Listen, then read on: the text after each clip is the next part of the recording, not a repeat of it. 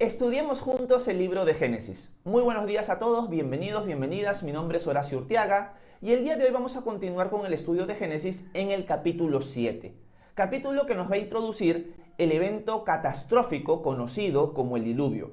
Vamos a analizar este capítulo, vamos a ver todo lo que sucede en el diluvio y vamos a darnos cuenta que el diluvio no es como muchas veces se pinta. ¿A qué me refiero? Muchas veces, equivocadamente, y hasta en la forma en la que se enseña a los niños, el diluvio es un evento donde, todos los animalitos entran al arca, Noé y su familia también, y hay que colorearlos, ¿no? Y fue un evento en el que Dios mandó agua sobre el mundo, y luego envió un arco iris, etcétera, etcétera. Pero cuando nosotros leemos el evento del diluvio, y cuando nosotros meditamos en lo que ocurre en el diluvio, es uno de los eventos más catastróficos, más trágicos, más terribles de la historia de la humanidad. Así que eso es lo que vamos a analizar el día de hoy y vamos a ver cómo este evento catastrófico nos puede llevar a aplicar ciertas cosas a nuestra vida que aprendemos de la vida de Noé y de lo que sucede en general. Dicho esto, vayamos al capítulo 7 de una vez y leamos la narrativa que Moisés, el autor de Génesis, nos presenta desde el versículo 1. Miren lo que dice Génesis 7, versículo 1. Después el Señor le dijo a Noé: entra en el arca, tú y toda tu casa, porque en esta generación he visto que tú eres justo delante de mí.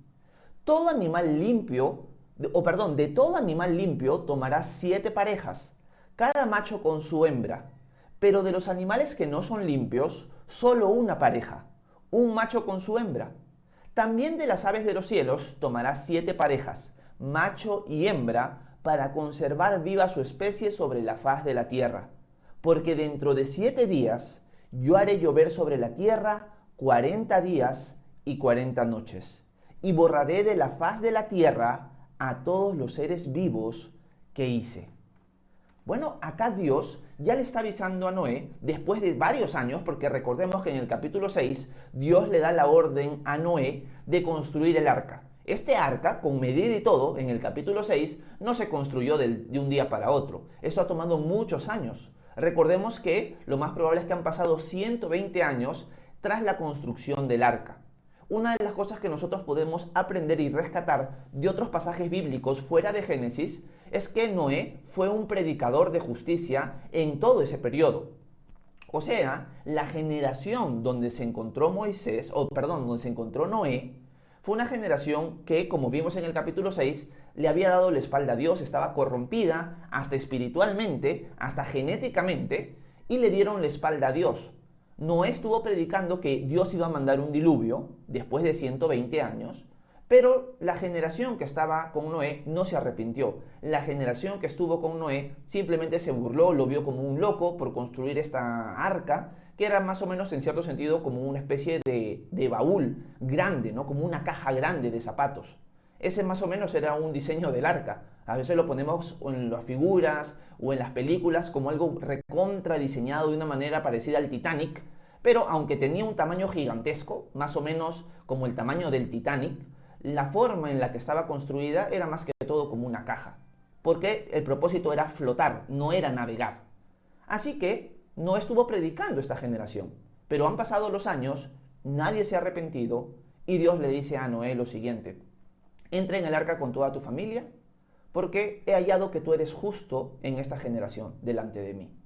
Una de las cosas que podríamos rescatar esta mañana, que es lo que hemos ido rescatando en el capítulo 5 y en el capítulo 6, es que la forma en la que Génesis nos está presentando a los hombres justos, a los hombres que agradaron a Dios, a los hombres que hallaron gracia delante de Dios, es que estos hombres hallaron gracia, hallaron la bendición de Dios, fueron justos delante de Él porque caminaron con Él.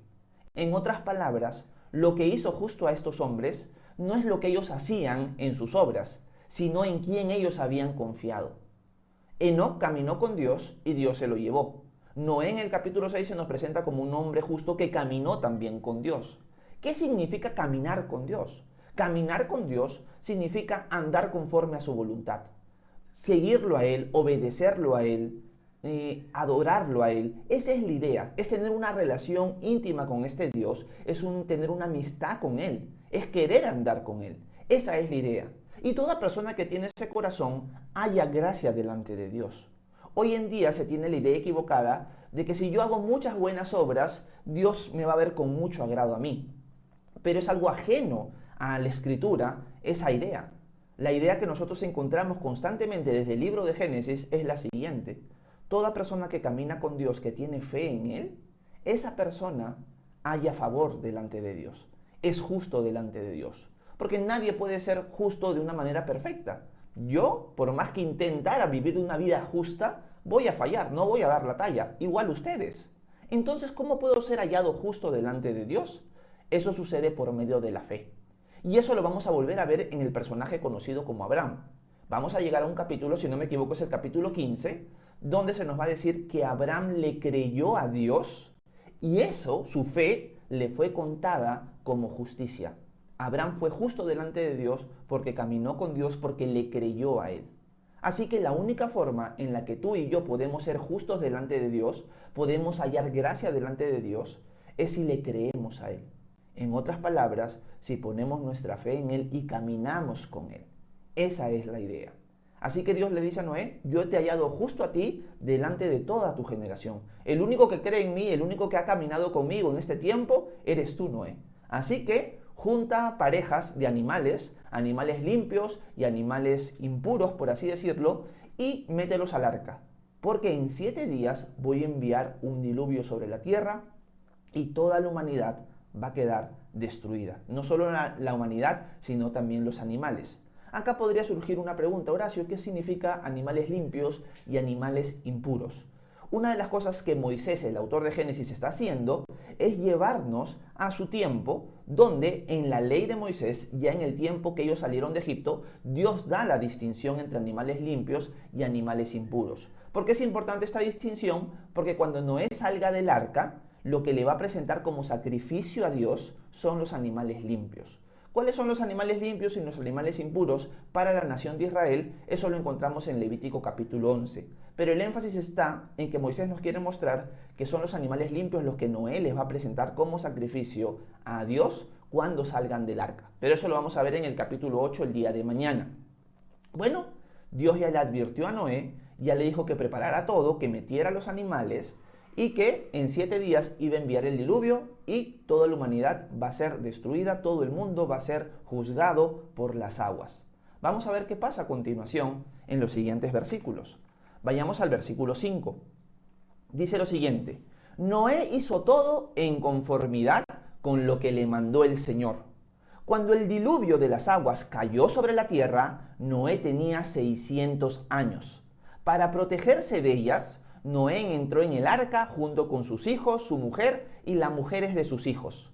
Los animales limpios y los que no eran limpios, y las aves y todo lo que se arrastra sobre la tierra, entraron en el arca de 2 en 2, macho y hembra, junto con Noé, tal y como Dios se lo ordenó.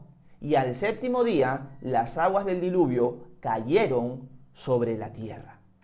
Bueno, una de las cosas que me encanta que Moisés enfatice en la vida de Noé es que Noé hace todo tal cual Dios le ordenó. Y ese es un énfasis que se va a poner en la construcción del arca, con el diluvio en este momento, y también en la construcción del tabernáculo en la nación de Israel en el libro de Éxodo. ¿Por qué es importante esto? Porque nos está mostrando dos personajes, en este caso Noé y en el libro de Éxodo Moisés, que Dios los utiliza para construir ciertos lugares, uno es el arca y el otro es el tabernáculo, pero enfatiza la obediencia. Cuando hemos hablado acerca de que Noé caminó con Dios, es que tiene la intención de obedecerlo. Una de las cosas que nosotros podemos ver a la luz de toda la Escritura es que los discípulos del Señor, aquellos que lo siguen, lo obedecen. El Señor Jesús lo va a dejar claro en el Evangelio según San Juan. El que me ama, obedece mis mandamientos. Si tú no lo amas, no obedeces sus mandamientos. Si tú lo amas, obedece sus mandamientos. Alguien que dice que ama a Dios, pero no lo busca obedecer, realmente es un hipócrita. Realmente está mostrando con su boca algo que realmente no cree. Por eso el Señor va a dejar claro a los líderes religiosos de su época, de que con su boca dicen, Señor, Señor, yo sí creo en ti, yo te sirvo. Pero con su vida muestran que están completamente lejos de Dios. ¿Cómo yo puedo saber si alguien está cerca de Dios? Porque lo obedece. Porque busca obedecerlo, porque camina con Él. Y eso se ve prácticamente en su vida. Lo que salva a esa persona es su fe, pero esa fe se refleja en su disposición de obedecer al Señor en todo lo que le ordene. Noé escucha las órdenes del Señor, prepara todo y lo obedece tal cual el Señor lo ha ordenado. Así que pasan los días, Noé empieza a meter a los animales dentro del arca, su familia, sus hijos Sem, Cam y Jafet con sus esposas y la esposa de Noé van a entrar en el arca para luego de estos 7 días caiga el diluvio y en cierto sentido juzgue a la tierra. Algo que nos podríamos preguntar es lo siguiente: ¿cómo hizo Noé para meter a todos los animales? O sea, ¿qué pasó acá? ¿Cómo hizo él? Y la respuesta es que tiene que ser un milagro. O sea, no es algo que Noé ha podido planear, no es algo que Noé ha podido, en cierto sentido, hacer con sus fuerzas. Es algo que Dios ha planeado y que es algo sobrenatural. Dios ha permitido que los animales vengan, se acerquen y Noé los ayude a entrar al arca. Así que esto es un milagro en verdad. Pero es un milagro que me hace pensar mucho en la generación de Noé. Porque imagínense ustedes vivir alrededor de todo lo que está pasando. El mundo está corrupto, esto lo hemos visto en el capítulo anterior. El mundo está lejos de Dios, está corrompido hasta genéticamente con esta mezcla, como lo veo yo, con ángeles y seres humanos. Pero aún viendo el milagro del arca, aún viendo cómo los animales están viniendo y están entrando, aún así el mundo no se arrepiente. No dicen, bueno, lo que Noé ha estado predicando todo este tiempo quizás es verdad. Miren todo lo que está pasando, ¿de dónde salen tantos animales? Y todos los animales están entrando. Y esto debió haber movido, aunque sea algunos, a cuestionar lo que Noé predicó durante muchos años. Pero por lo que vemos, nadie se arrepintió. Toda la gente siguió en sus cosas. Toda la gente siguió casándose y dándose en matrimonio, resolviendo sus cosas como cualquier día común y corriente, por más de todo lo que estaba pasando y por más de la predicación de Noé. Y esto es algo triste porque es un reflejo en cierto sentido de hacia dónde apunta nuestra sociedad. Hoy en día podemos ver muchas personas que anunciamos que el Señor está cerca, que anunciamos que va a venir un día en el que el Señor va a juzgar al mundo. Pero a la gente le va y le viene lo que uno le puede decir. Uno le puede compartir del Señor, uno le puede hablar de Él, pero a la gente no le va a importar nada. Y en cierto sentido nuestra generación, la que estamos viviendo hoy, se está pareciendo cada vez más a la generación de Noé.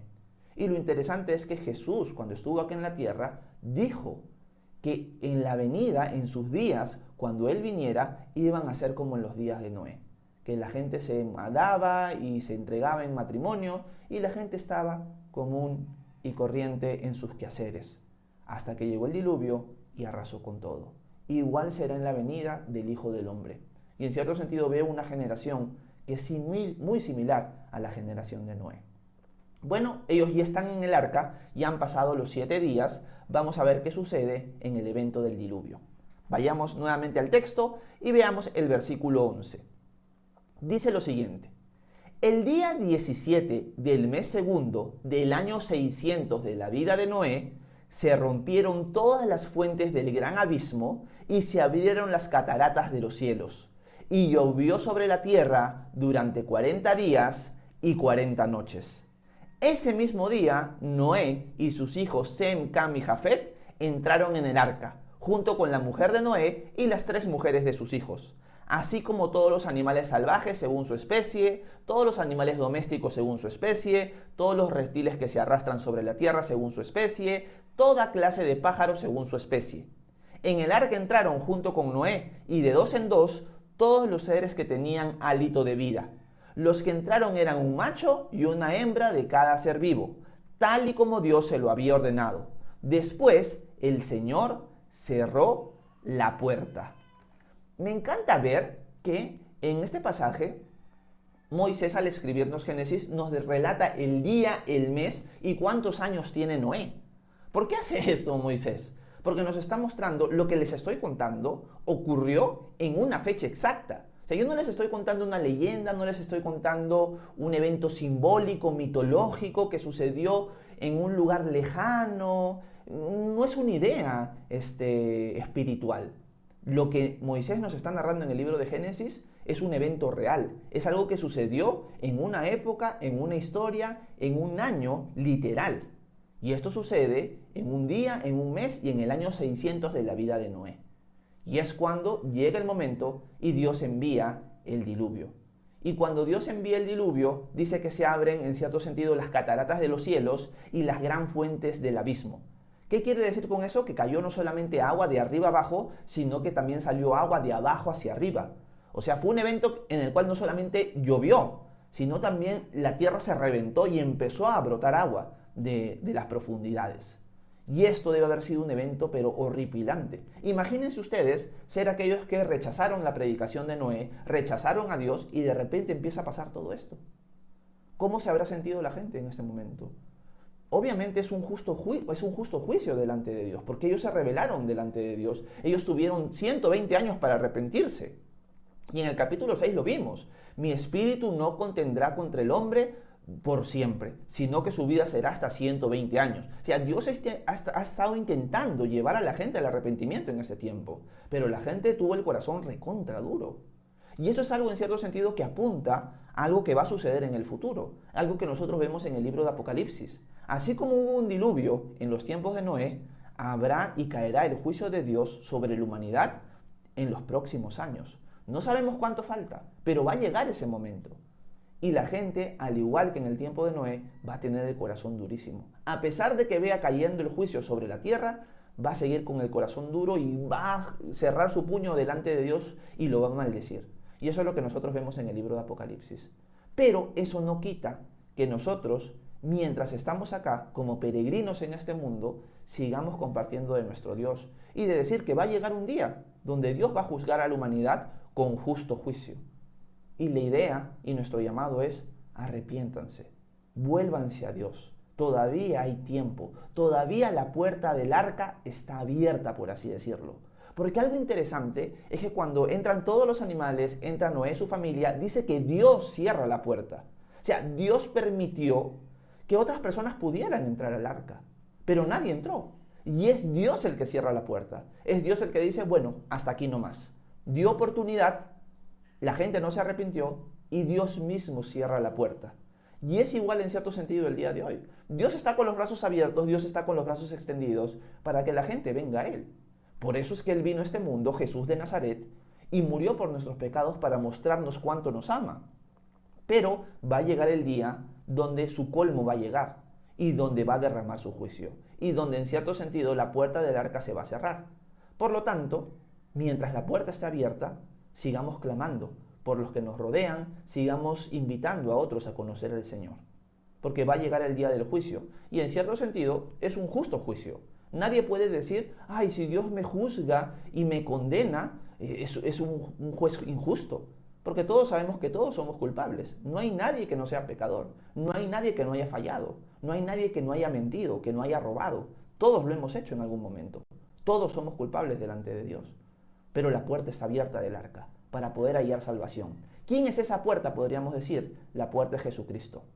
Yo soy la puerta, dice Jesús. Me encanta eso, se lo dice en Juan capítulo 10. El que por mí entrare, hallará vida y hallará pastos frescos. Si tú crees en Jesús el día de hoy, es como si tú entraras al arca. Es como si tú te escaparas de todo lo que va a venir sobre el mundo. Sí, nosotros merecemos el juicio, nosotros merecemos el diluvio, pero Dios ha proveído una salida. Y esa salida, por amor a ti, es Jesucristo. Él es nuestra arca, por así decirlo. Así que, en mi caso, yo entré al arca. La pregunta es si tú has entrado al arca o no. La puerta está abierta. Solamente tienes que entrar. Esa es la idea. Y bueno, Dios cierra la puerta y dice que llueve durante 40 días y 40 noches. Y esos 40 días y 40 noches es algo que Dios va a repetir en el transcurso de la historia varias veces. Porque el número 40 es un periodo de juicio, es un periodo de prueba, así como la nación de Israel va a estar vagando por el desierto durante 40 años, así como Jesús va a ser tentado en el desierto durante 40 días, así el diluvio cayó sobre la tierra durante 40 días y 40 noches. Y esto debe haber sido un evento muy trágico, porque yo me pongo a pensar que empieza a caer la lluvia, se empieza a reventar las fuentes del abismo, y lo más probable es que la gente ahí dijo, ¡hoy! Lo que Noé decía era verdad. Y han ido corriendo hacia el arca, y han empezado a tocar la puerta del arca, porque la puerta ahí está cerrada, y han empezado a gritar, han empezado a clamar, han empezado a llorar. Y Noé y toda su familia, que están dentro del arca, han escuchado todo eso. A veces nos ponemos a pensar, del diluvio como que, bueno, solo veo el arca y veo el mar, ¿no? Que está alrededor, ¿no? Una tormenta.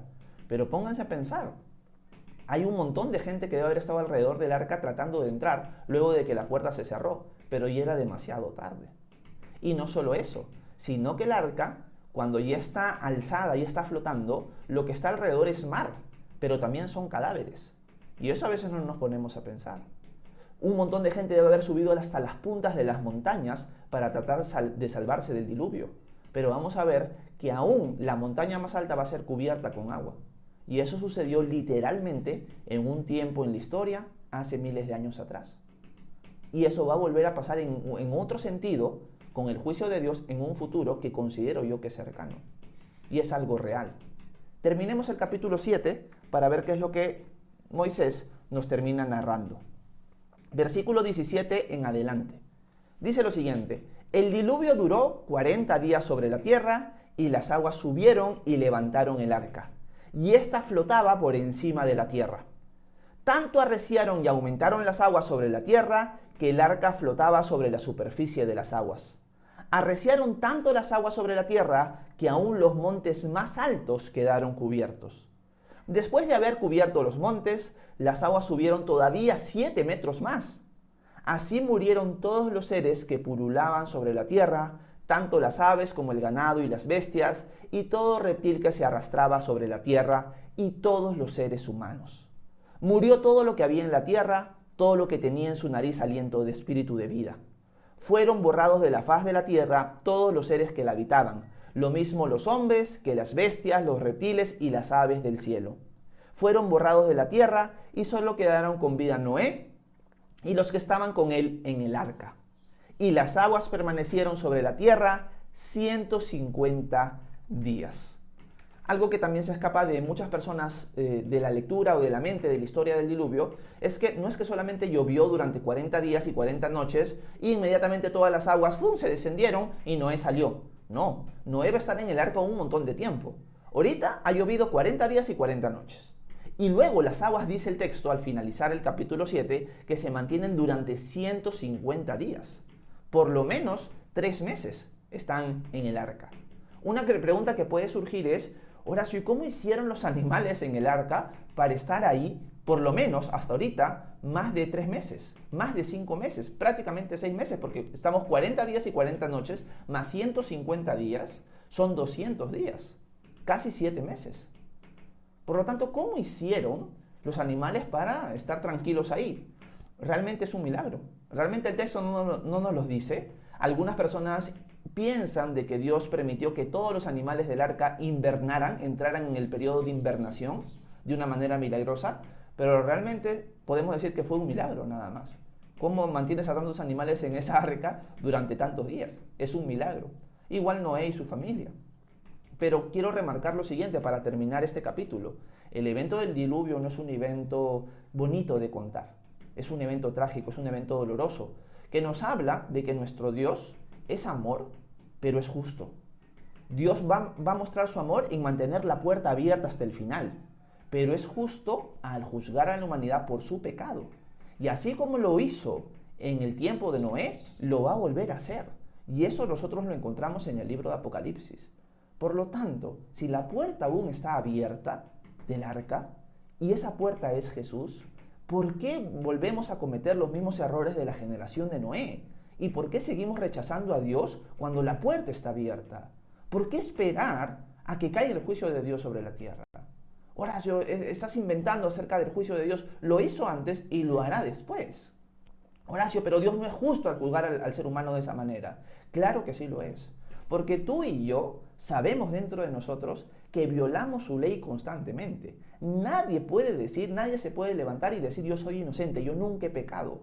Todos tenemos una ley escrita en nosotros. Sabemos lo que está bien y lo que está mal. Todos sabemos que mentir está mal. Todos sabemos que robar está mal. Pero aún así lo hacemos.